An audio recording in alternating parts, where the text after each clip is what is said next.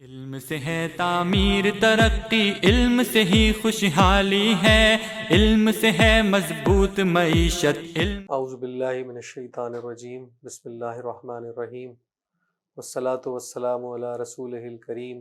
اما بعد۔ محترم والدین، آپ کے علم میں ہے کہ عثمان پبلک اسکول سسٹم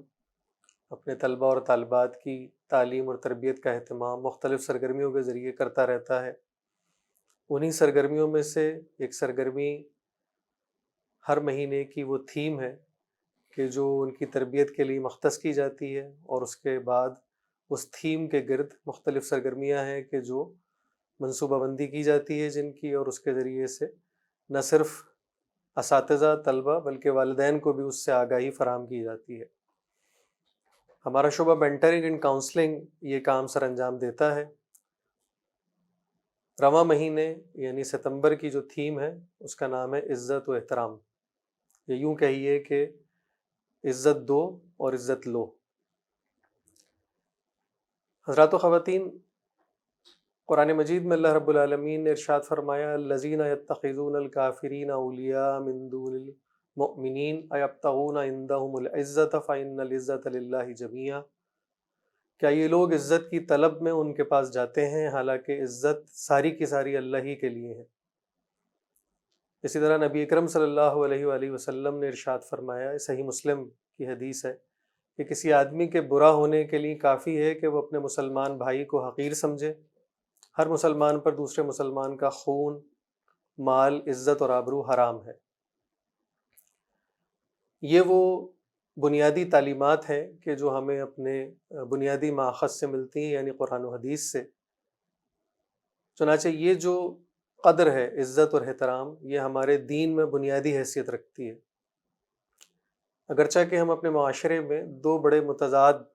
رویے دیکھتے ہیں، جن میں سے ایک رویہ ظاہر ہے کہ مطلوب ہے کہ جس کو ہم عزت و احترام سے پیش آنا کہتے ہیں، دوسروں کی عزت اور آبرو کا خیال رکھنا کہتے ہیں، ان کے احساسات اور جذبات کی فکر کرنا کہتے ہیں، جبکہ اس کے بالکل برعکس ایک دوسرا رویہ ہے جس کو آپ تحقیر آمیز رویہ کہہ سکتے ہیں، حقارت بھرا رویہ کہہ سکتے ہیں، دوسروں کی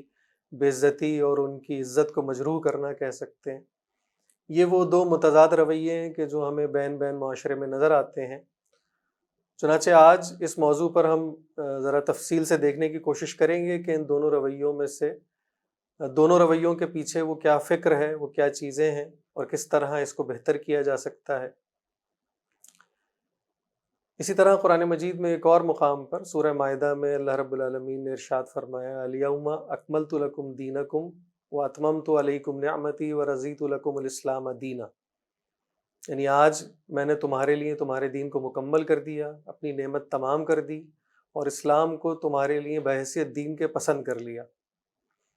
سورہ بقرہ میں ارشاد فرمایا یا ایھا الذین آمنوا ادخلوا فی السلم کافہ، یعنی اے ایمان والو تم پورے کے پورے اس دین یعنی اسلام میں داخل ہو جاؤ۔ یہ وہ ہدایات ہیں کہ جو ہمیں دی گئی ہیں بحیثیت مسلمان، اور اسلام جو ہے وہ نہ صرف اپنے مسلمان اور مومن بھائیوں اور بہنوں کے لیے یہ ہدایات ہمیں دیتا ہے، بلکہ اس کے ساتھ ساتھ تمام انسانیت کے لیے۔ یعنی اسلام وہ دین ہے کہ جو اپنے مسلمان بھائیوں کے ساتھ ساتھ غیر مسلم انسان جو آپ کے ساتھ رہ رہے ہیں، یا وہ انسان کہ جو اسلام قبول نہیں کیا جنہوں نے، ان کے لیے بھی وہ اسی طرح عزت اور احترام سے پیش آنے کا درس بھی دیتا ہے، اس کی تاکید بھی کرتا ہے۔ اسی لیے بارہا ہمیں یہ بات پتہ چلتی ہے کہ قرآن مجید کے اندر بھی اور احادیث کے اندر بھی اور خود اسلامی تاریخ کے اندر بھی جا بجا ہمیں یہ بات ملتی ہے کہ جہاں مسلمانوں نے فتوحات کی ہیں اور جن علاقوں کے اندر مسلمان بحیثیت حاکم، بحیثیت فرمانروا گئے ہیں، وہاں انہوں نے وہاں کے لوگوں کو دعوت دی ہے اسلام قبول کرنے کی، اور اگر وہ اسلام کو قبول نہیں کرتے اور ذمہ بن کر رہنا چاہتے ہیں تو ان کے پورے حقوق اور ان کے پوری جان، مال، عزت اور آبرو اس کا خیال کیا ہے۔ ابھی سوال یہ پیدا ہوتا ہے کہ سب سے زیادہ قابل عزت و احترام کون ہے؟ یعنی ہم جب یہ دیکھنے کی کوشش کریں تو جو پہلی آیت میں نے آپ کے سامنے رکھی تو اس کے اندر اللہ تعالیٰ نے ارشاد فرمایا کہ عزت تمام کی تمام اللہ رب العالمین کے لیے ہے۔ تو سب سے پہلی چیز تو ہمیں یہ سمجھنی چاہیے کہ جو عزت اور احترام کے قابل چیزیں ہیں ان میں سر فہرست جو ہستیاں ہیں اس میں اللہ رب العالمین کی ذات ہے، اور اس کے بعد اللہ رب العالمین کے محبوب نبی اکرم صلی اللہ علیہ وسلم کی ذات والا صفات ہے۔ یہ وہ دو ہستیاں ہیں کہ جن کی عزت اور احترام ہم پر بدرجہ اولا واجب ہے۔ پھر اس کے بعد اللہ رب العالمین کی ہدایات، یعنی وہ آخری ہدایت کہ جو ہمارے پاس اس وقت موجود ہے، وہ قرآن مجید کی شکل میں ہمارے پاس موجود ہے، اس کے اندر اللہ کے احکامات اور شریعت بیان ہوئی ہے، یہ ہمارے لیے قابل احترام اور قابل عزت ہے۔ اسی طریقے سے ایک لفظ آپ نے سنا ہوگا شاعر اسلام، اور یہ بھی ہدایت کی گئی کہ شاعر اسلام کا احترام کیا جائے۔ سورہ حج کے اندر ارشاد فرمایا کہ اور جو لوگ اللہ کے مقرر کردہ شاعر کا احترام کریں تو یہ دلوں کے تقوی کے لیے ہے، اس سے دلوں کا تقوی ہے۔ یعنی تقوی سے مراد یہ ہے کہ بچ جانا، ڈر جانا، پرہیزگاری اختیار کرنا، اور تقوی کا جو عملی نمونہ ہے وہ یہ کہ انسان اپنی زندگی کے معاملات کے اندر یہ ثابت کرے کہ وہ واقعی ڈرتا ہے، وہ بچتا ہے، وہ پرہیزگاری اختیار کرتا ہے۔ شاعر اسلام سے کیا مراد ہے؟ امام شاہ ولی اللہ رحمۃ اللہ علیہ ارشاد فرماتے ہیں اپنی کتاب کے اندر کہ شاعر الہیہ سے مراد وہ ظاہری اور محسوس امور اور اشیاء ہیں جن کا تقرر اسی لیے ہوا ہے کہ ان کے ذریعے اللہ تعالیٰ کی عبادت کی جائے۔ ان امور میں یعنی کیا کیا چیزیں شامل ہیں، تو آگے چل کر آپ 4 چیزیں ارشاد فرماتے ہیں، جس میں قرآن حکیم، کعبۃ اللہ، نبی اکرم صلی اللہ علیہ وسلم، نماز، یہ وہ چیزیں ہیں کہ جن کو شاعر اللہ کہا گیا، یعنی اسلام کی علامات ہیں۔ قرآن مجید میں ارشاد فرمایا بے شک صفا اور مروہ اللہ کی نشانیوں میں سے ہے، یعنی شاعر میں سے ہے۔ اسی طرح قربانی کے فربہ جانوروں کو ہم نے تمہارے لیے اللہ کی نشانی بنایا ہے۔ اسی طرح شاہ عبدالعزیز محدث دہلوی رحمۃ اللہ علیہ اپنی تفسیر فتح عزیز میں فرماتے ہیں کہ کعبہ، عرفہ، مزدلفہ، صفا، مروہ، منا، مساجد، ماہ رمضان، عید الفطر، ایام تشریق، جمعہ، اذان، یہ وہ ساری چیزیں ہیں کہ جو شاعر اسلام میں شامل ہیں۔ تو ان کا احترام بھی ہم پر واجب ہے۔ وہ ساری چیزیں کہ جو دین کی نشانیاں ہیں، علامات ہیں، جن سے دین ظاہر ہوتا ہے، تو یہ وہ ساری چیزیں ہیں کہ جن کا احترام مسلمانوں پر اسی طرح بدرجہ اولا ضروری ہے جس طرح کہ اللہ رب العالمین کا، دین اسلام کا، اور نبی اکرم صلی اللہ علیہ وسلم کی ذات کا۔ پھر اس کے بعد جو ہستی اور جو افراد اس فہرست میں آتے ہیں، یعنی درجہ بدرجہ، ان میں قرآن مجید بارہا ذکر کرتا ہے والدین کا۔ ارشاد فرمایا بسم اللہ الرحمن الرحیم وَقَضَىٰ رَبُّكَ أَلَّا تَعْبُدُوا إِلَّا إِيَّاهُ وَبِالْوَالِدَيْنِ إِحْسَانًا إِمَّا يَبْلُغَنَّ عِندَكَ الْكِبَرَ أَحَدُهُمَا أَوْ كِلَاهُمَا فَلَا تَقُل لَّهُمَا أُفٍّ وَلَا تَنْهَرْهُمَا وَقُل لَّهُمَا قَوْلًا كَرِيمًا وَاخْفِضْ لَهُمَا جَنَاحَ الذُّلِّ مِنَ الرَّحْمَةِ وَقُل رَّبِّ ارْحَمْهُمَا كَمَا رَبَّيَانِي صَغِيرًا۔ ترجمہ ہے، تیرے رب نے فیصلہ کر دیا ہے کہ تم لوگ کسی کی عبادت نہ کرو مگر صرف اس کی، والدین کے ساتھ نیک سلوک کرو، اگر تمہارے پاس ان میں سے کوئی ایک یا دونوں بوڑھے ہو کر موجود رہیں تو انہیں اف تک نہ کہو، نہ انہیں جھڑک دو، نہ انہیں جھڑک کر جواب دو، بلکہ ان سے احترام کے ساتھ بات کرو،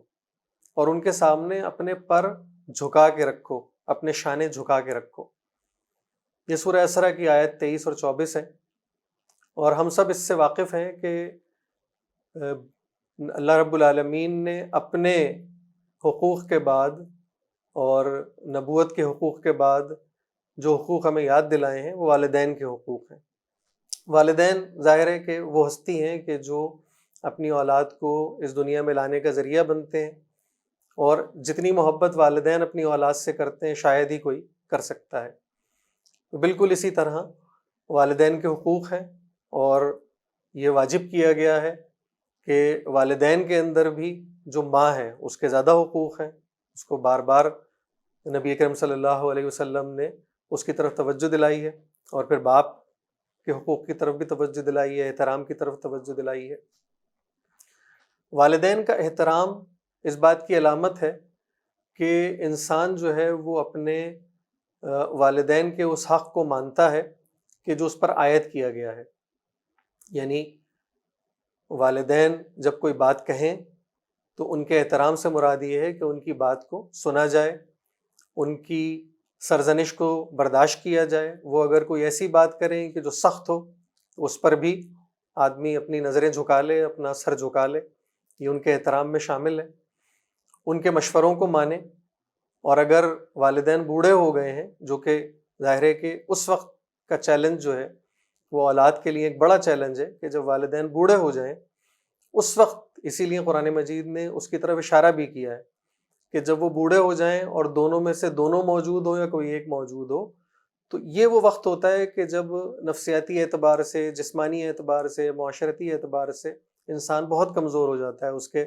قوا مزمحل ہو جاتے ہیں، اس کی توانائی وہ نہیں رہتی، اس کے سوچنے سمجھنے کی صلاحیت وہ نہیں رہتی۔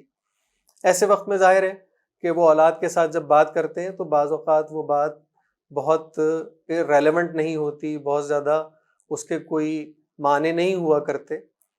یہ ہو سکتا ہے کہ کوئی بات ایسی ہو کہ وہ اپنے تجربے کی بنیاد پر کہہ رہے ہوں، اور یہ بھی ہو سکتا ہے کہ کوئی بات ایسی ہو کہ جو وہ بیان کر رہے ہیں اور ان کی اپنے فہم اور ان کی اپنی سمجھ میں وہ بات نہ آ سکی ہو۔ لیکن ہر صورت میں اولاد کو یہ ہدایت دی گئی ہے کہ ان کے ساتھ جو معاملہ کرتے ہوئے ان کے عزت، ان کے احترام اور ان کی تکریم کا خیال رکھا جائے، اور دعا سکھائی گئی، رب ارحمہما کما ربیانی صغیرا، اے رب العالمین ہمارے والدین پر رحم فرمائیے جس طرح کہ انہوں نے اس وقت ہم پر رحم فرمایا جبکہ ہم رحم کے قابل تھے۔ یعنی اولاد جس وقت بالکل، یعنی انسانی جو بچہ ہے وہ تمام نوع حیات میں، تمام جو حیاتیات ہیں ان کے اندر وہ مخلوق ہے کہ جو سب سے زیادہ کمزور ہے، اور اس وقت والدین جس طرح اس کا خیال کرتے ہیں، جس طرح اس کی پرورش کرتے ہیں، جس طرح اس کی دیکھ بھال کرتے ہیں، تو یہ اس بات کا تقاضا ہے کہ ان کو اس کا، والدین کا احترام کیا جائے، اور ان کے ساتھ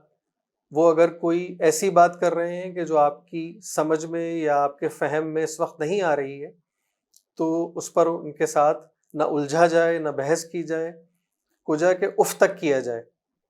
تو یہ ہدایت قرآن مجید دیتا ہے والدین کے احترام کے حوالے سے، اور بے شمار اور ہدایات ہیں کہ جو والدین کے حوالے سے دی گئی ہیں۔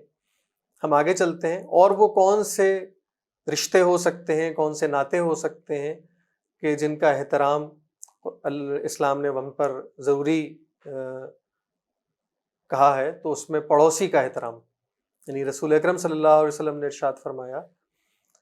یعنی جبریل علیہ السلام کہتے ہیں کہ آپ لگاتار پڑوسیوں کے حقوق، ان کے ساتھ اچھا سلوک، نیک سلوک، اس کا حکم دیتے رہے، یہاں تک کہ ہم نے خیال کیا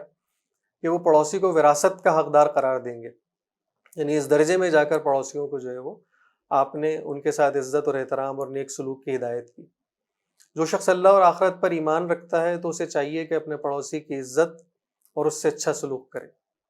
اسی طرح آپ نے ہدایت دی کہ اگر تم کوئی موسم کا پھل تم نے کھایا ہے اور تمہیں پتہ ہے کہ تمہارے پڑوس میں ابھی وہ ایسے لوگ ہیں کہ جن کے اندر یہ سکت نہیں ہے،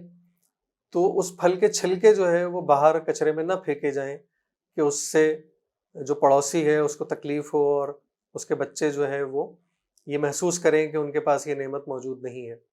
تو پڑوسیوں کا حق، اور جو اسی طرح جو آپ کے ساتھ بیٹھنے والا ہے، یعنی وہ بھی تقریباً پڑوسی کے ہی معنوں میں آتا ہے، کہ جو صاحب السجن جس کو کہا گیا کہ جو آپ کے پہلو کا ساتھی ہے، یعنی کسی بھی جگہ اگر آپ کے ساتھ کوئی بیٹھا ہے، چاہے وہ کسی مجلس میں ہے، وہ مسجد کے اندر ہے، وہ کسی تقریب کے اندر ہے، تو اس کے اندر بھی ایسا ہی اس کا خیال کیا جائے۔ کہا گیا کہ آپ مجلس میں بیٹھے ہیں اور کوئی آنے والا آیا ہے تو آپ تھوڑا سا گنجائش پیدا کیجئے، تھوڑا سا جگہ بنائیے اور اس کے لیے، تاکہ وہ اطمینان سے بیٹھ سکے۔ یہاں تک ارشاد فرمایا گیا کہ اگر جگہ نہ ہو اور بالکل بیٹھنے کی تب بھی تھوڑا سا ہل لیا جائے، تب بھی تھوڑا سا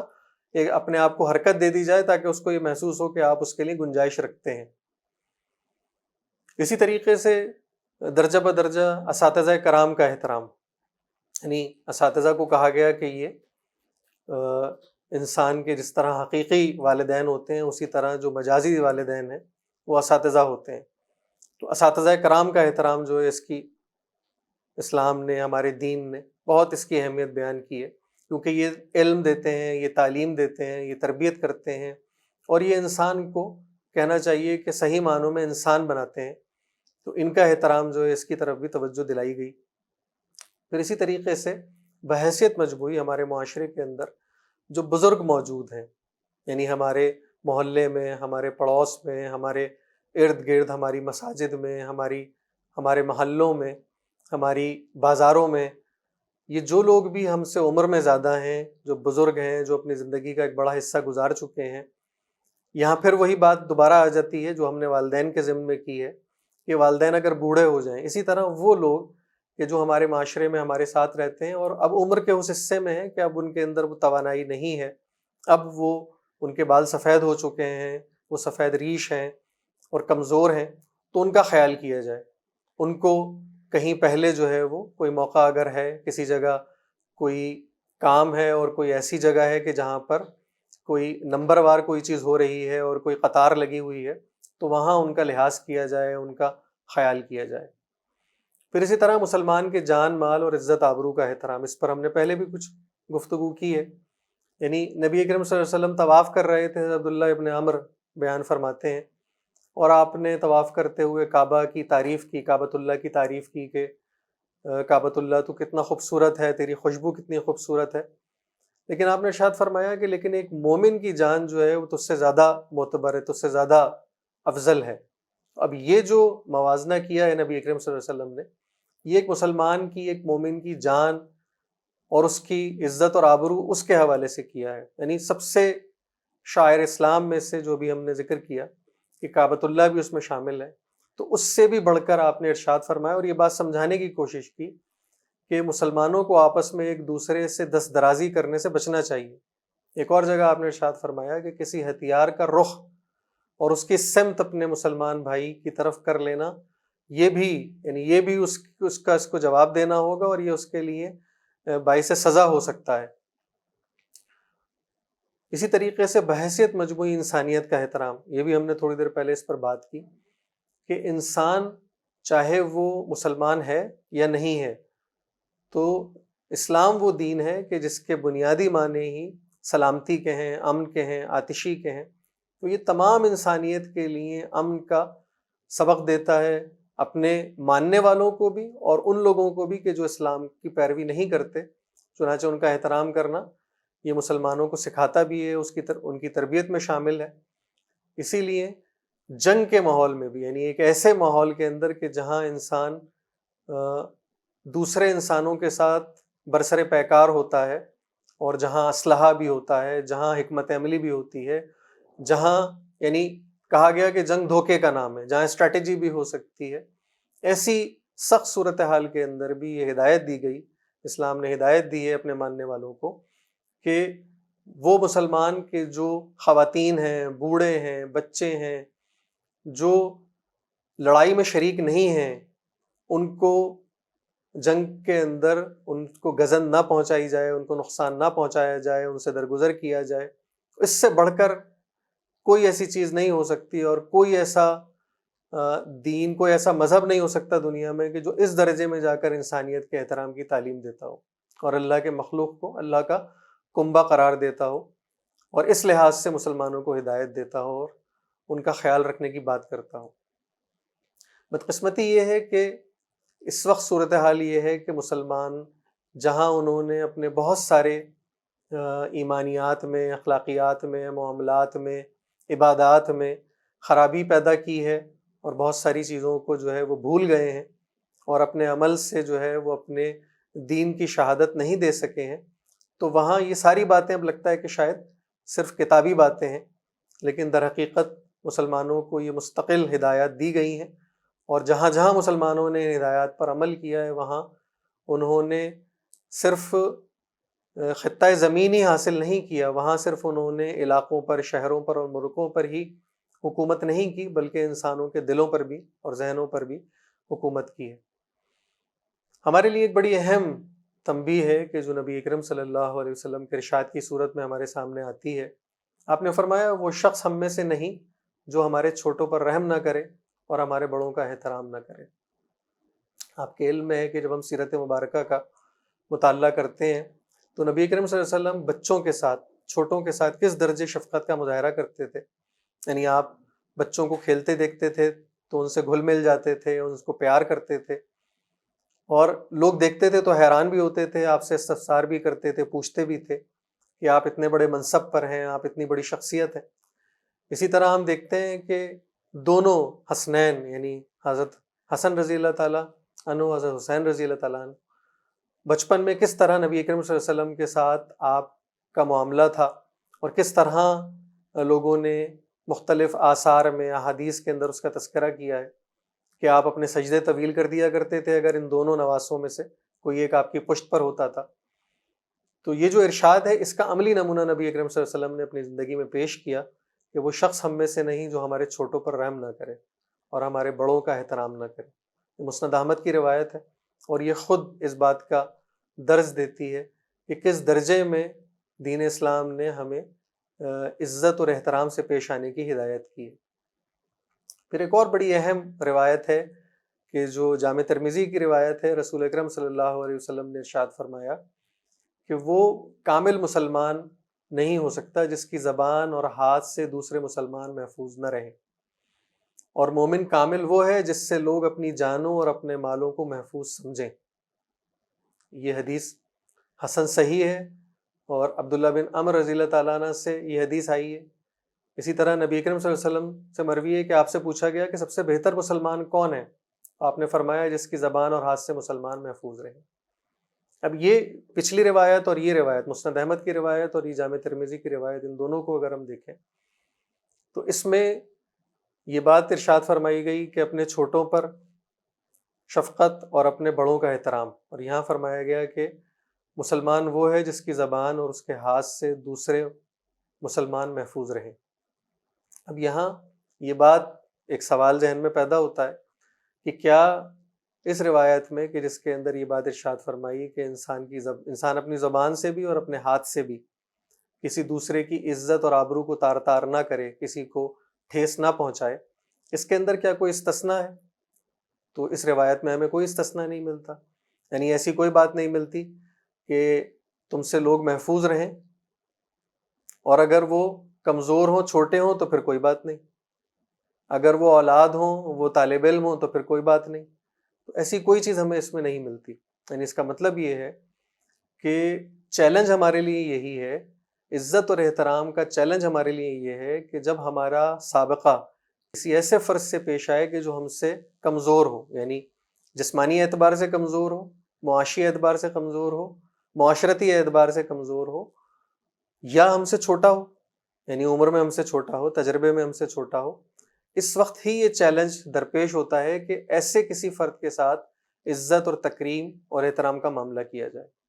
وجہ کیا ہے؟ وجہ یہ ہے کہ وہ لوگ کہ جو ہم سے طاقتور ہیں، وہ لوگ کہ جو ہم سے بڑے ہیں، بزرگ ہیں، یعنی وہ لوگ کہ جن سے ہم ان کے جاہ، ان کے منصب، ان کی طاقت، ان کی دولت یا ان کے سٹیٹس کی وجہ سے ہی ان کی عزت کرتے ہیں، تو وہ تو ہماری مجبوری ہے۔ یعنی ایک انسان جب کسی فرد سے عزت اور احترام کے ساتھ پیش آتا ہے، مثلا کوئی بہت بڑا آدمی ہے، کوئی بہت نامی گرامی شخصیت ہے، کوئی بہت مشہور شخصیت، کوئی باس ہے، کوئی آپ کا ذمہ دار ہے، اور جہاں پر آپ سمجھتے ہیں کہ یہاں آپ اگر کوئی ایسی بات کریں گے، کوئی ایسا رویہ اختیار کریں گے تو اس کی سزا اور اس کا خمیازہ آپ کو بھگتنا پڑے گا، تو وہاں آپ محتاط ہو جاتے ہیں، وہاں آپ کا لب و لہجہ، آپ کے الفاظ، اس کو آپ دیکھ بھال کر استعمال کرتے ہیں۔ لیکن اگر اس کے برعکس کوئی کمزور ہو اور کوئی عمر میں آپ سے چھوٹا ہو، یعنی آپ کی اولاد میں سے کوئی آپ سے معاملہ کر رہا ہو، یا اساتذہ ہوں تو آپ کے شاگردوں کے ساتھ آپ کا معاملہ ہو، تو ہم دیکھتے ہیں کہ ایسے وقت کے اندر ہم وہ احتیاط اور وہ جو ملوث خاطر رکھنے کی چیزیں ہیں اس کو ہم بھول جاتے ہیں۔ تو یہ وہ چیلنج ہے اور یہ وہ تنبیہ ہے کہ جس کا ہمیں خیال رکھنا چاہیے۔ چنانچہ یہاں ایک سوال پھر پیدا ہوتا ہے، یعنی اس سے پہلے بھی ہم نے شروع میں تمہید میں جب یہ ذکر کیا کہ دو رویے ہمیں معاشرے میں نظر آتے ہیں، ایک رویہ ہے تحقیر آمیز رویہ اور ایک عزت و احترام کا رویہ۔ سوال یہ پیدا ہوتا ہے کہ کوئی فرد کسی دوسرے انسان کی عزت اور احترام کا خیال رکھتا ہے، اس سے مراد کیا ہے؟ تو اس سے مراد یہ ہے کہ جب آپ کسی دوسرے انسان کے احساسات، اس کے جذبات، اس کا خیال کرتے ہیں تو بنیادی طور پہ آپ اس کو عزت دیتے ہیں۔ اسی طرح جب آپ کسی انسان سے کسی معاملے میں مشورہ کرتے ہیں کوئی گفتگو کرتے ہیں، کوئی بات چیت کرتے ہیں اور آپ چاہتے ہیں کہ اس سے صلاح لی جائے، تو بنیادی طور پہ آپ اس کے ساتھ عزت اور احترام کا معاملہ کرتے ہیں۔ تو بالکل اسی طریقے سے جو ابھی تھوڑی دیر پہلے میں نے آپ سے ذکر کیا کہ وہ لوگ کہ جو آپ سے عمر میں کم ہیں،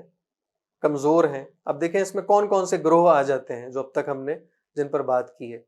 ہم نے بات کی تھی کہ والدین ہوں، بزرگ ہوں، کہ جو عمر کے اس حصے میں کہ اب کمزور ہیں، یعنی اب وہ معاشی سرگرمی نہیں کر رہے ہیں، اب وہ کوئی طاقت ان کے اندر وہ نہیں ہے موجود،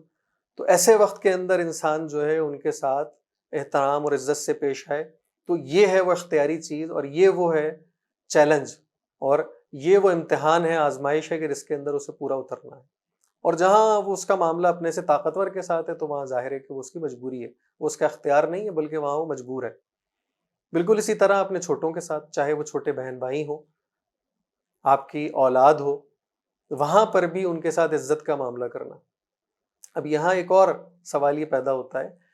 کہ کیا جن لوگوں سے ہم محبت کرتے ہیں ان کی عزت بھی کرتے ہیں؟ تو یہ بھی ایک سمجھنے کی چیز ہے کہ ہمارے معاشرے کے اندر محبت اور عزت بیک وقت کرنا مشکل ہو گیا، یعنی ہم جن لوگوں سے محبت کرتے ہیں ان کے لاڈ بھی اٹھاتے ہیں، ان کے ناز بھی اٹھاتے ہیں، ان کی خواہشات بھی پوری کرتے ہیں، ان پہ خرچ بھی بہت کرتے ہیں، لیکن آپ بغور جائزہ لیں تو ان کی عزت نہیں کرتے،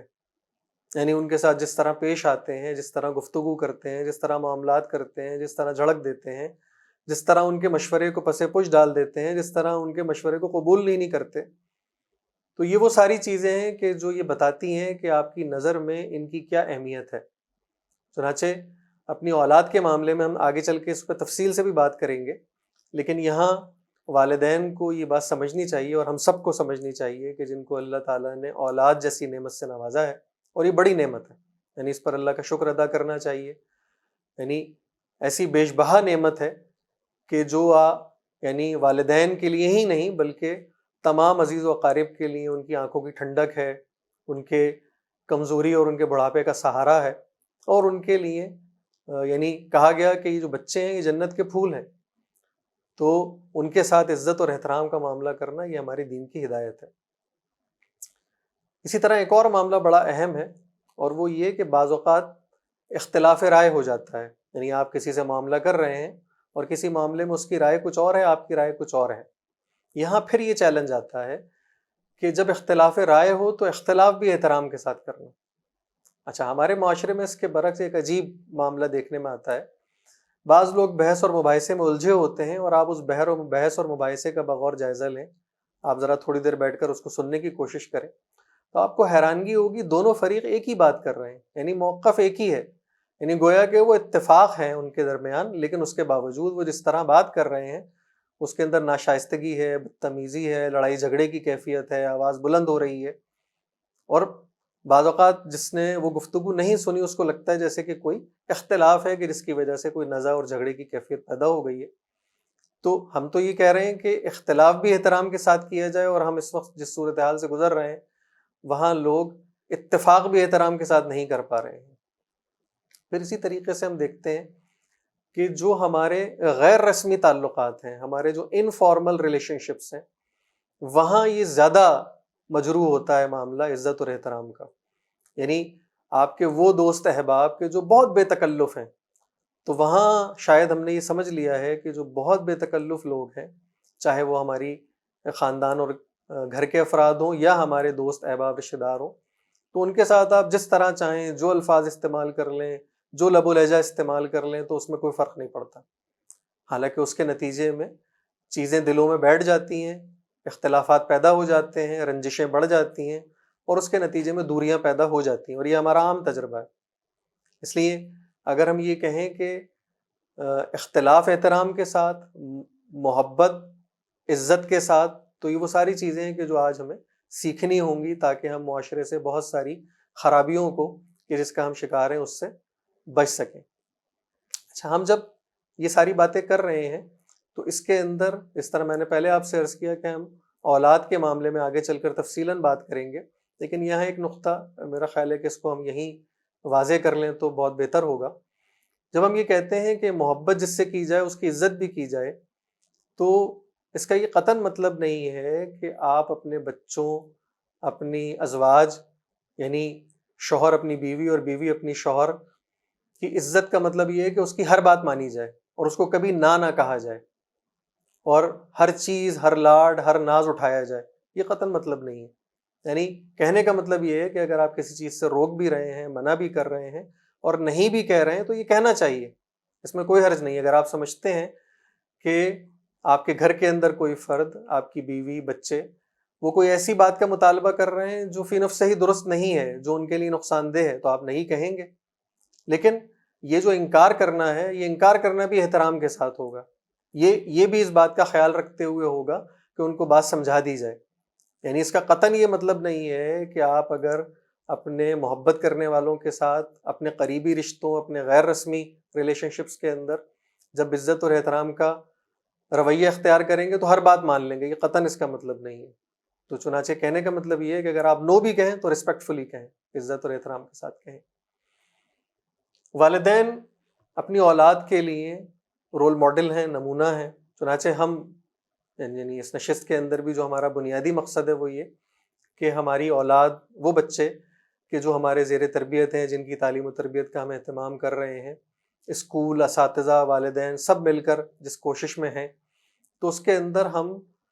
کیا کریں کہ ہم ان کے لیے رول ماڈل بن سکیں. یہ آپ کے علم میں ہے کہ واعظ، نصیحت، لیکچر اور بار بار ٹوکنا اور کسی بات کا زبان سے اظہار کرنا یہ بہت عام ہے، اور ظاہر ہم سمجھتے ہیں کہ اس کے نتیجے میں شاید انسان کوئی بات سمجھ لیتا ہے، سیکھ لیتا ہے اور سدھر جاتا ہے. اچھا، اس بات کو سمجھنے کا بہت آسان طریقہ یہ ہے کہ انسان خود اپنے معاملے پر غور کرے کہ میری سمجھ میں اگر کوئی بات آئی ہے اور میں نے کوئی خیر کی بات سمجھ لی ہے، کوئی نیکی کی بات سمجھ لی ہے اور اب میں اس پر عمل پیرا بھی ہوں، کوشش بھی کرتا ہوں، تو کیا یہ کسی واعظ و نصیحت کا نتیجہ تھا؟ کیا کسی نے مجھے بار بار ٹوکا، مجھے بار بار جو ہے وہ متوجہ کیا، یا اس کے وہ نتیجہ اس بات کا ہے کہ میں کسی کے کردار سے، کسی کے اخلاق سے، کسی کے رول ماڈل ہونے سے، کسی کی قربت سے، کسی کی صحبت سے اس درجے متاثر ہوا کہ اس کے نتیجے میں نے یہ فیصلہ کیا کہ مجھے اپنی اس عادت کو، اس رویے کو درست کرنا ہے. تو بچوں میں مثبت تبدیلی لانے کے لیے جو بہت ضروری چیز ہے وہ یہ ہے کہ والدین کو خود مثال بننا ہوگا اور اپنے حسن سلوک سے اپنے بچوں کو اس جانب متوجہ کرنا ہوگا. چنانچہ یہ رویہ منتقلی اس وقت ہو سکتا ہے جب خود بچے، ہماری اولاد، اپنے والدین اور اپنے بڑوں کو اس رویے کو اختیار کرتے ہوئے دیکھیں. چنانچہ یعنی اگر ہم اس پہ غور کریں کہ یہ جو بچے ہمارے زیر تربیت ہیں، یہ جو بچے، یہ جو ہماری اولاد ہے، کیا یہ اسی طرح اس دنیا میں آئے ہیں؟ یعنی یہ بے ادب تھے، یہ بدتمیز تھے، یہ بات نہیں مانتے تھے، یہ نہیں سمجھتے تھے؟ تو ہم دیکھتے ہیں کہ نہیں، ایسا نہیں ہے. ہمیں جو دین کی ہدایت ملی ہے وہ یہ ہے کہ ہر انسان جو ہے وہ دین فطرت پر پیدا ہوا ہے، اور نبی اکرم صلی اللہ علیہ وسلم نے فرمایا کہ یہ فطرہ ہے جس پر کہ انسان کو پیدا کیا گیا ہے، اور یہ اس کا ماحول ہے کہ جو اس کو عیسائی یا مجوسی بنا دیتا ہے، یعنی اس کے مذہب تک کو اور اس کی آئیڈیالوجی تک کو تبدیل کر دیتا ہے. یہ اس کا ماحول ہے، اور اس کے ماحول کے اندر جو سب سے زیادہ اہم عنصر ہے وہ ظاہر ہے اس کے اطراف میں جو انسان موجود ہیں وہ ہیں. چنانچہ اپنے بچوں کے ساتھ عزت اور احترام کا رویہ اختیار کرنا یہ اس بات کی علامت ہے کہ، اور یہ اس بات کا تقاضا کرتا ہے کہ ہم اگر چاہتے ہیں کہ ہمارے بچے، ہماری اولاد، یہ بھی ہمارے ساتھ بھی اور باقی انسانوں کے ساتھ بھی، یعنی وہ جتنے گروہ ابھی ہم نے جن پر بات کی ہے، اساتذہ کرام ہوں، بزرگ ہوں، پڑوسی ہوں، رشتہ دار ہوں، دکاندار ہوں، اہل محلہ ہوں، ان کے کلاس فیلوز ہوں، ان سب کے ساتھ وہ عزت اور احترام اور تعظیم اور تکریم کا رویہ اختیار کریں. تو اس کے لیے ضروری ہے کہ خود ان کے ساتھ ہی رویہ اختیار کیا جائے. یعنی عزت دیجیے اور عزت لیجیے، یہ وہ تھیم ہے کہ جس کے اوپر ہم اس وقت گفتگو کر رہے ہیں. تو عزت دینے کے نتیجے میں جو رویہ بچوں کے اندر پرورش پائے گا وہ ان کے اندر خود اعتمادی پیدا کرے گا، ان کے اندر خود شناسی پیدا کرے گا، وہ اپنے آپ کو معزز سمجھیں گے، اپنے آپ کو پروقار سمجھیں گے، اور ان کے اندر ایک تحفظ کا احساس پیدا ہوگا. یعنی ایک انسان جو ہے، یعنی ہم جب دیکھتے ہیں کہ بہت سارے بچے جو ہیں وہ ان کے اندر کئی طرح کے نفسیاتی عوارض اور کئی طرح کے جذباتی اور معاشرتی معاملات میں ایک توازن پیدا نہیں ہو پاتا، تو اس کی جو بنیادی وجہ ہے وہ یہ ہے کہ انہوں نے کبھی یہ رویہ دیکھا ہی نہیں اپنے معاملے کے اندر، اور اس خرابی نے کیا رخ اختیار کیا ہے وہ ظاہر ہے کہ اس وقت موضوع نہیں ہے، لیکن اگر ہم اس وقت ٹین ایجز اور ان بچوں کے کہ جو اپنی نوجوانی کے اندر قدم رکھ رہے ہیں وہ کس طرح دوستیاں اور ریلیشن شپس کے اندر جاتے ہیں، تو اس کی بنیادی وجہ کے اندر بھی یہ بات آپ دیکھ سکیں گے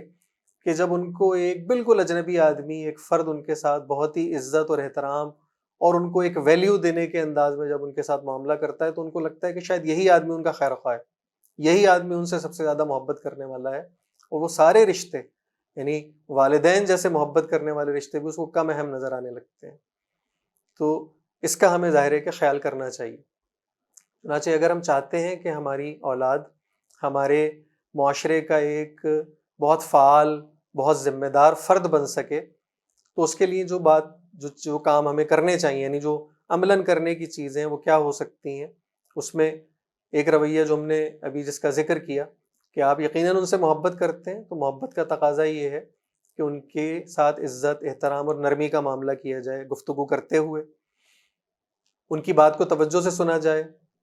معاملات میں ان سے مشورہ کیا جائے۔ اگر ایک بچہ 8 سال 10 سال کا ہے تو عمر کا یہ وہ حصہ ہے کہ جہاں آپ اگر ان سے مشورہ کریں گے تو بہت اچھے مشورے آپ کو وہ دے سکتے ہیں۔ اچھا، اس سے بڑھ کر یہ کہ اگر کوئی معاملہ خود ان بچوں سے متعلق ہے، مثلا آپ ان کی تعلیم کے معاملے میں کوئی فیصلہ کر رہے ہیں، آپ ان کے ٹیوشن کا کوئی انتظام کرنا چاہتے ہیں یا ان کے اسکول کو تبدیل کرنا چاہتے ہیں یا کوئی سبجیکٹ کے چناؤ کے اندر کوئی فیصلہ کرنا چاہتے ہیں، تو اس میں تو بدرجہ اولا یہ بات اہم ہے کہ ان بچوں کو اس مشورے میں شامل کیا جائے۔ صورتحال اس وقت یہ ہے کہ والدین بچوں کے بارے میں فیصلے کر رہے ہوتے ہیں اور ان سے پوچھا جاتا ہے کہ آپ نے کیا مشورہ کیا، تو وہ کہتے ہیں ہاں مشورہ کیا ہے، اپنے دوست سے کیا ہے، اپنی بیوی سے کیا ہے یا اپنے شوہر سے کیا ہے۔ لیکن جب پوچھا جائے کہ کیا بچے سے آپ نے مشورہ کیا ہے تو پتہ چلتا نہیں، اس کو تو ہم بتا دیں گے، اس سے مشورہ کرنے کی کیا ضرورت ہے۔ تو بچوں کے ساتھ ان کی عمر اور ان کی ذہنی استعداد کے مطابق ان کے ساتھ معاملہ کیا جائے۔ اسی طرح غلطیاں، کوتاہیاں یہ ہر انسان کے ساتھ لگی ہوئی ہیں، تو اس معاملے کے اندر کوئی بہت درست اور کوئی بہت سخت رویہ اختیار کرنے کے بجائے، یعنی مارنے پیٹنے اور اس پر ہاتھ اٹھانے کے بجائے اس سے گریز کیا جائے۔ اور یاد رکھنے والی بات یہ ہے کہ جو نبی اکرم صلی اللہ علیہ وسلم کی ہدایت ہے کہ کامل مسلمان وہ ہے کہ جس کی ہاتھ اور اس کی زبان سے دوسرے مسلمان محفوظ رہیں۔ تو اس طرح وہاں میں نے تذکرہ آپ سے کیا تھا کہ اس کا اطلاق چھوٹوں پر بھی ہوتا ہے، کمزوروں پر بھی ہوتا ہے، اولاد پر بھی ہوتا ہے، شاگردوں پر بھی ہوتا ہے، یعنی یہ اس سے مستثنیٰ نہیں ہے اس روایت میں کہ نبی اکرم صلی اللہ علیہ وسلم نے ارشاد فرمایا ہو کہ تمہاری اولاد اور تمہارے شاگرد اس سے مستثنیٰ ہے، ایسا نہیں ہے۔ تو آپ کی زبان سے کوئی ایسا لفظ نہ نکلے اور آپ کے ہاتھ نہ اٹھے، آپ کے ہاتھ سے کوئی ایسی چیز نہ ہو جائے، یہ وہ ہدایت ہے کہ جو نبی اکرم صلی اللہ علیہ وسلم کی ہدایت ہے۔ چنانچہ انسان بنیادی طور پہ توجہ سے، پیار سے، محبت سے چیزوں کو سمجھتا ہے، وہ طریقہ اختیار کیا جائے۔ اسی طرح بچوں کے ساتھ وقت گزارا جائے، یعنی اب یہ ایک بہت بڑا مسئلہ ہو گیا ہے کہ ہم اپنی اس مصروف معاشی جدوجہد کے اندر اور پھر اس کے ساتھ ساتھ جو اسکرین ایڈکشن ہے اس کا شکار ظاہر بڑے بھی ہیں، والدین بھی ہیں، تو ان وجوہات کے نتیجے میں ہم وہ وقت نہیں دے پا رہے اپنی اولاد کو کہ جو ان کو دینا چاہیے اور ان کے ساتھ وہ وقت گزارنا چاہیے۔ پھر اس کے اندر ایک اور چیلنج یہ ہے کہ اگر ہم وقت گزار بھی رہے ہوتے ہیں، یعنی ہم ایک کمرے میں بیٹھے ہیں، ایک جگہ بیٹھے ہیں، تو وہ وقت گزارنا نہیں ہے، یعنی ہم اپنے موبائل میں مصروف ہیں اور وہ بچے اپنے کسی اسکرین کے اندر مشغول ہیں، تو یہ وقت گزارنا نہیں ہے۔ چنانچہ کوالٹی ٹائم کو سمجھنے کی ضرورت ہے کہ کوالٹی ٹائم کیا چیز ہوتی ہے اور وہ وقت گزارنا کیا ہے، اور اس کے اندر جو گفتگو ہے، جو موضوعات ہیں وہ کیا ہیں۔ یعنی اس کے اندر ایک اگر لٹمس ٹیسٹ دیا جائے تو وہ یہ ہے کہ جو کوالٹی ٹائم ہے اس کی علامت یہ ہے کہ وہ کوالٹی ٹائم آپ کے ساتھ وقت گزارنے کے لیے بچے بھی تیار ہوں اور وہ آپ سے کسی موضوع پر بات کرنا، مشورہ کرنا خود چاہتے ہوں، نہ کہ آپ ان کو بلا کر ان سے پوچھ گچھ کر رہے ہوں اور کسی موضوع پر ان سے بات کر رہے ہوں۔ پھر اسی طریقے سے اپریسیشن، تعریف کرنا، یہ بالکل ایسا ہی ہے جیسے کسی کے اندر آپ نے یعنی اس کو خون دے دیا ہو، بالکل ایسا ہی ہے جیسے آپ نے کسی پودے کو پانی دے دیا ہو۔ تو کسی بھی اچھے کام پر اس کو سراہنا، اس کی عزت نفس کو مضبوط بھی کرتا ہے اور اس کو خود اعتمادی بھی دیتا ہے، اس کو اپنے اوپر اعتماد حاصل ہوتا ہے۔ پھر اسی طریقے سے گھر کے بہت سارے معاملات ہیں، مسائل ہیں، اس کے اندر وہ سارے معاملات کہ جس کے اندر بچوں کو جس سے دور رکھنا چاہیے، یعنی وہ ابھی ان کی عمر اور ان کی کہنا چاہیے کہ ابھی جس عمر کے اندر وہ موجود ہیں اور جو معاملات اور جو ذہنی استعداد ان کی ہے وہ ابھی اس کو نہیں سمجھ سکتے، تو ان سے ان کو دور رکھا جائے، اور جن معاملات کے اندر وہ مشورہ دے سکتے ہیں، وہ بات کر سکتے ہیں اور ان تک وہ مسائل آنے چاہیے تو ان مسائل کے اندر ان کو شامل کیا جائے، اور آپ دیکھیں گے کہ اس کے نتیجے میں وہ ایک ذمہ دار فرد کی حیثیت سے آپ کو نہ صرف جواب دیں گے بلکہ آپ کا ساتھ بھی دیں گے۔ چنانچہ جو یاد رکھنے کی بات ہے وہ یہ کہ آپ کا عمل بچے کے اخلاق و کردار پر دور رس اثرات مرتب کرتا ہے، لہٰذا صرف زبانی جمع خرچ کے بجائے اپنے عمل کو ویسا بنایا جائے جیسا کہ ہم اپنی اولاد کو دیکھنا چاہتے ہیں۔ یہ وہ بنیادی بات ہے۔ اچھا، اس میں کئی ایسی تدبیریں ہو سکتی ہیں کہ جو ہمارے یعنی ہماری اس تبدیلی کو یا ہمارے اس رویے کی تبدیلی کو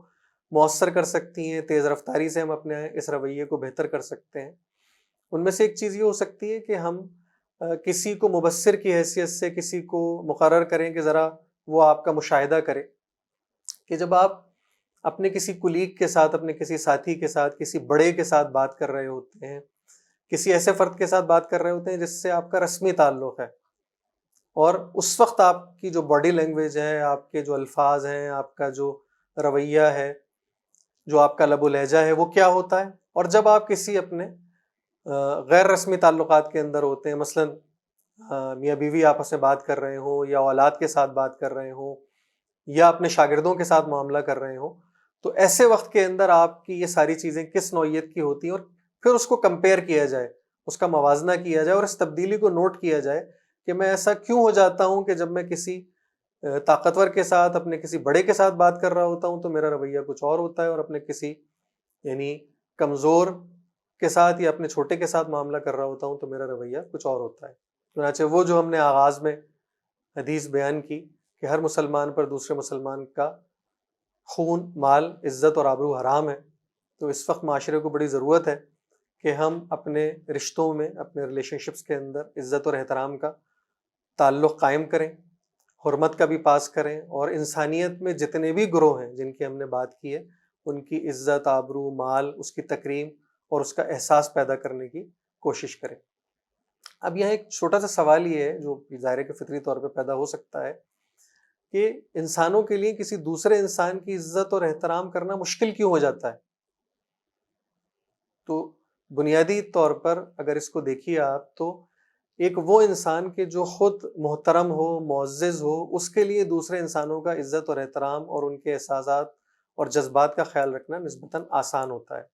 چنانچہ اس کی ہمیں کوشش کرنی چاہیے کہ ہم اپنے اوپر کام کریں، اور کام کہاں کریں؟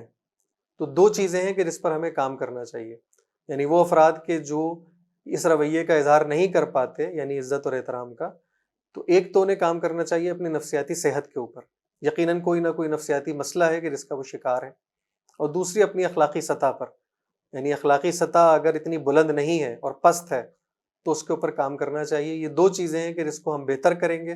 تو جیسے جیسے یہ بہتری کی طرف جائے گی، ہمارے اپنے سیلف امیج اور اپنی سیلف ایکچولائزیشن اور ہماری خود شناسی جو ہے اس میں ہم اپنے آپ کو معزز اور مکرم سمجھیں گے تو دوسروں کا احترام کرنا ہمارے لیے آسان ہو جائے گا۔ اسی طرح تنقید اور تحقیر کے اندر بھی فرق کرنا ضروری ہے۔ بعض اوقات ہم تنقید کر رہے ہوتے ہیں لیکن وہ اصل میں ہم دوسرے کو حقارت بھری نظر سے دیکھ رہے ہوتے ہیں، اور بعض اوقات یہ ہوتا ہے کہ ہم اپنے سے کسی ایسے فرد کو کہ جو زیادہ گناہ گار ہے یا جو زیادہ ہمیں محسوس ہوتا ہے کہ وہ معاشرے کے اندر زیادہ بدنام ہے اور حقیقتاً وہ ان گناہوں کا ارتکاب بھی کر رہا ہوتا ہے، لیکن اس کے اندر بعض اوقات جب اس کا تذکرہ ہوتا ہے تو وہ بظاہر محسوس یہ ہوتا ہے کہ یعنی شرمندگی جو گناہ کی ہے اس سے زیادہ جو عبادت کا گھمنڈ ہے وہ نظر آتا ہے۔ تو اس فرق کو بھی ہمیں ذہن میں رکھنا چاہیے کہ جو شرمندہ گناہ گار ہے وہ گھمنڈی عبادت گزار سے کہیں بہتر ہے۔ چنانچہ اس گفتگو کا اختتام کرتے ہوئے ہم اس بات پر آ جاتے ہیں کہ بحیثیت مجموعی ہم جس دین اور جس مذہب کے ماننے والے ہیں یعنی دین اسلام کے، تو اس میں جو اللہ تعالیٰ کے احکامات ہیں اور اس کے رسول صلی اللہ علیہ وسلم کی ہدایات ہیں، اگر اس کی عزت اور تکریم ہم کریں گے تو ہر چیز کی عزت اور احترام جو ہے وہ ہمارے لیے کرنا آسان ہو جائے گا اور ہم اس کو سیکھ جائیں گے۔ اسی طرح جس طرح میں نے آغاز میں ذکر کیا کہ عثمان پبلک اسکول سسٹم کا شعبہ مینٹرنگ اینڈ کاؤنسلنگ ہے، کہ جو یہ ساری سرگرمی اس کو آرگنائز کرتا ہے، ہر مہینے کی ایک تھیم ہے جس کے اوپر کام کرتا ہے، اور اس کے اوپر جس طرح یہ والدین کے ساتھ ایک نشست ہے جو آگاہی کے لیے ہے، اسی طرح آپ کو جو اس مہینے کا پلان ہے یعنی جو یومیہ اہداف ہیں وہ دیے گئے ہیں، اور اس کے اندر مختلف کام ہیں کہ جو کرنے کے ہیں۔ مثال کے طور پہ اپنے والد کو راضی کرنے کے لیے ان کا کوئی کام کرنا ہے، اپنے والد کے ساتھ وقت گزارنا ہے، ان کے ساتھ احترام کے ساتھ گفتگو کرنی ہے، اپنے دوست کے برے رویے کے بارے میں گمان کرنے سے پہلے اس سے گفتگو کرنی ہے۔ یہ وہ سارے یومیہ یعنی ڈیلی گولز ہیں کہ جو بنا کر دیے گئے ہیں ادارے کی طرف سے، اور اس کے اوپر ظاہر ہے کہ اسکول بھی کام کرے گا، اساتذہ بھی کام کریں گے، اور والدین یعنی آپ والدین کا بھی تعاون اس کے اندر درکار ہوگا۔ جزاکم اللہ۔ اللہ تعالیٰ سے دعا ہے کہ ہم نے جو کچھ کہا ہے، سنا ہے، اس میں جو کل خیر ہے وہ ہمیں عطا فرما دے اللہ رب العالمین، اور جو کل شر ہے اس سے ہمیں محفوظ فرما دے۔ اقول قولی ھذا واستغفر اللہ لی ولکم ولسائر المؤمنین۔